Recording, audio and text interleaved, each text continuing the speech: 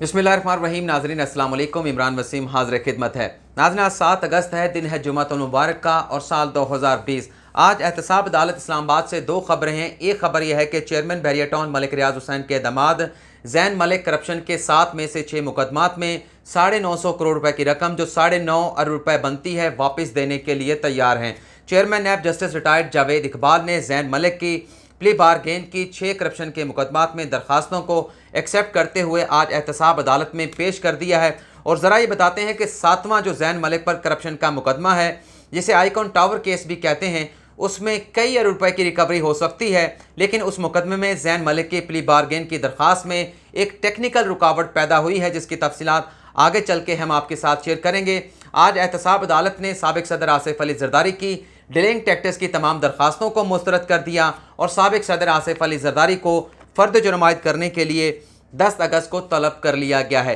तीसरी हमारी खबर है कि वफाकी वज़ीर मवासलात मुराद सईद की जानिब से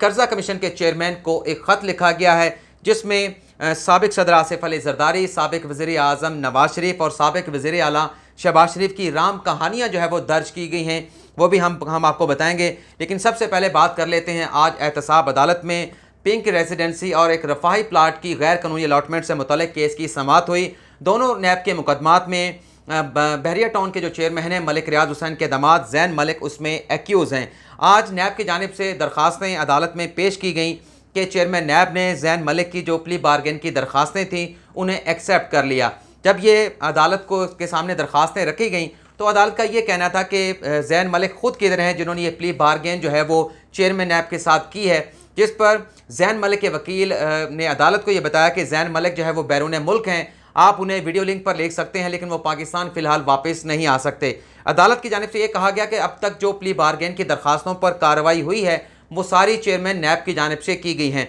जैन मलिक अदालत में पेश नहीं हुए, उनका अदालत के सामने कोई बयान रिकॉर्ड नहीं हुआ, तो लिहाजा उनकी प्ली बारगेन की दरखास्तों को एक्सेप्ट करने के लिए ज़रूरी है कि जैन मलिक खुद कमरा अदालत में मौजूद हों। नैब के वकील की जानिब से भी यही मौक़िफ़ अपनाया गया कि जब तक किसी मुल्ज़म का बयान रिकॉर्ड नहीं हो जाता एहतसाब अदालत में, तब तक उसके खिलाफ फैसला नहीं सुनाया जा सकता। और जो प्ली बारगेन की दरखास्तें जैन मलिक ने दे रखी हैं, प्ली बारगेन उसकी एक्सेप्ट कर ली गई है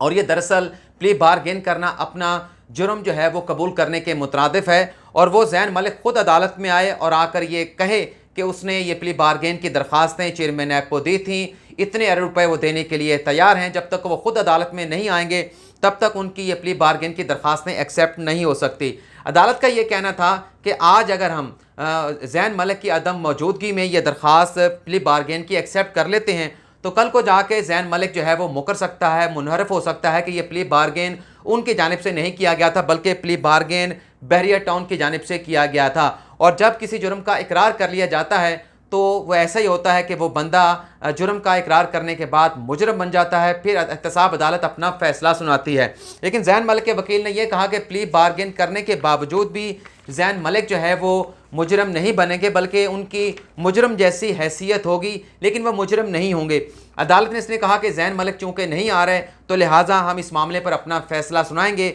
जो अब तक जो है वो नहीं सुनाया गया। और गालिब इम्कान है कि शायद आज शाम को या फिर मंडे के रोज़ एहतसाब अदालत की जानिब से इस पर फैसला सुनाया जाएगा। रफाई प्लाट की गैर कानूनी अलॉटमेंट से मुतल्लिक़ भी जब केस की समाअत हुई तो उसमें नैब ने यही बताया कि इसमें भी जैन मलिक की जो है वो हाज़िर होना ज़रूरी है, वो मौजूद नहीं है। तो इस केस पर भी अदालत ने कहा कि हम अपना फ़ैसला सुनाएंगे। अब जो 7वां करप्शन का मुकदमा है वो है आइकॉन टावर करप्शन का मुकदमा। उसमें ज़रा ये बताते हैं कि जैन मलिक या बहरिया टाउन ये कहता है कि हमसे जो डीसी रेट है कराची का, जो बाग इब्ने कासम की ज़मीन पर आइकॉन टावर बना दिया गया, उस पर जो डीसी रेट है उस पर हमसे पैसे ले लिए जाएं, हम पैसे देने के लिए तैयार हैं। लेकिन नैब ये कहता है कि जो इस वक्त मार्केट वैल्यू है उस सरकारी ज़मीन की, उस हिसाब से पैसे मिलने चाहिए, ख़जाने में आने चाहिए। ज़रा ये बताते हैं कि अगर मार्केट रेट से पैसे मिले तो 50 से 60 अरब रुपए की रिकवरी हो सकती है, इससे ज़्यादा भी हो सकती है। लेकिन अगर डीसी रोड पर हमने पैसे वसूल किए, प्ली बारगेन की, जहाँ पर मामला रुका हुआ है, बात रुकी हुई है,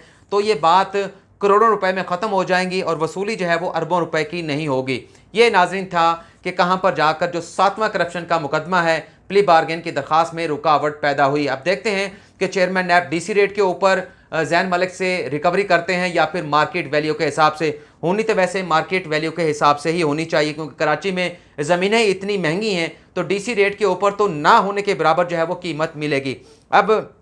एहतसाब अदालत से जो दूसरी खबर है, जो पार्कलैंड रेफरेंस की समाअत हुई, तो इसमें आज एक बड़ी ड्रामेटिक डेवलपमेंट हुई कि साबिक सदर आसिफ अली जरदारी के वकील फारूक एच नाइक ने एक दरख्वास्त दायर कर दी कि हमने रेफरेंस खारिज करने के लिए आसिफ अली जरदारी की बरियत के लिए दरख्वास्त दायर की थी, वो हमें वापस कर दें, लेकिन जो नैब के दायरा अख्तियार के हवाले से जो दरख्वास्त थी उस पर आप अपना फैसला सुना दें। इस पर नैब के वकला की जानिब से एतराज़ उठाया गया कि दोनों दरख्वास्तों पर दलाइल मुकम्मल हो चुके हैं, अब ताख़ीरी हरबे इस्तेमाल किए जा रहे हैं। इससे पहले भी ताख़ीरी हरबे इस्तेमाल किए गए और जानबूझकर ऐसी अटैम्प्ट की जाती है कि फ़र्द जुर्म जो है वो आयद ना हो सके, जिस पर अदालत का ये कहना था कि हम इसके ऊपर अपना फैसला सुनाएंगे। लेकिन फारूक एच नाइक आसिफ अली जरदारी के वकील का ये कहना था कि ये नैब का दायरा अख्तियार बनता ही नहीं है, बल्कि ये एक मालियाती स्कैंडल है जो मुतलका फोरम पर चलना चाहिए और मुतलका फोरम एहतसाब अदालत नहीं हो सकती। जिस पर अदालत की जानिब से जज आज़म खान ने फैसला महफूज किया, जो 12 साढ़े 12 बजे सुनाया गया, जिसमें अदालत ने यह डिक्लेयर किया कि आसिफ अली जरदारी की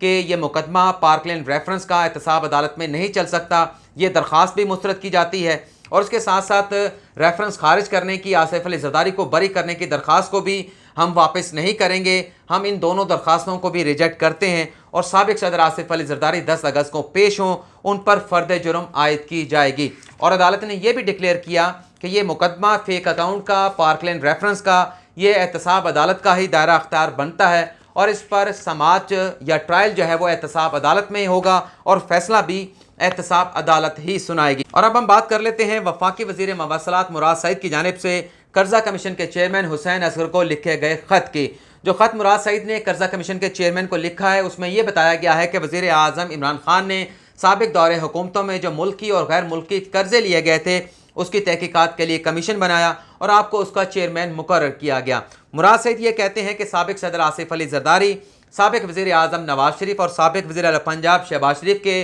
जो कैंप ऑफिसर्स थे, जो उनकी सिक्योरिटी पर अखराजात बर्दाश्त किए गए और जो गैर मुल्की दौरे थे उन पर जितने अखराजात कौमी ख़जाने से अदा किए गए थे उसकी तमाम तर तफसीलात मैंने कमीशन को फराहम की थी। मुराद सईद ने यह बताया कि साबिक सदर आसिफ अली जरदारी पर जब वो सदर पाकिस्तान भी नहीं थे तो उनकी सिक्योरिटी पर ख़जाने से 163 करोड़ रुपए खर्च किए गए और जाती उमरा जिसे नवाज शरीफ की जानिब से, शहबाज शरीफ की जानिब से कैंप ऑफिस डिक्लेयर किया गया था, उसकी सिक्योरिटी पर 214 करोड़ रुपए ख़जाने से खर्च किए गए और नवाज शरीफ के जो गैर मुल्की दौरे थे, जो कैंप ऑफिस थे, जो उसकी सिक्योरिटी थी, 25 निजी दौरे नवाज शरीफ ने किए, लेकिन अखराजात जो है वो सरकारी ख़जाने से अदा किए गए। मजमूई तौर पर 431 करोड़ रुपए नवाज शरीफ ने अपने गैर मुल्की दौरों पर खर्च किए। बहुत बड़ा फिगर है, लेकिन इससे भी बड़ा फिगर जो है वो शहबाज शरीफ के गैर मुल्की दौरों, उनकी सिक्योरिटी और कैंप ऑफिसर्स के हवाले से है। जो मुराद सईद ये बताते हैं कि शहबाज शरीफ ने अपने कोई 10 साल दौरे हुकूमत में जब वो पंजाब के वज़ीर आला थे तो 872 करोड़ रुपए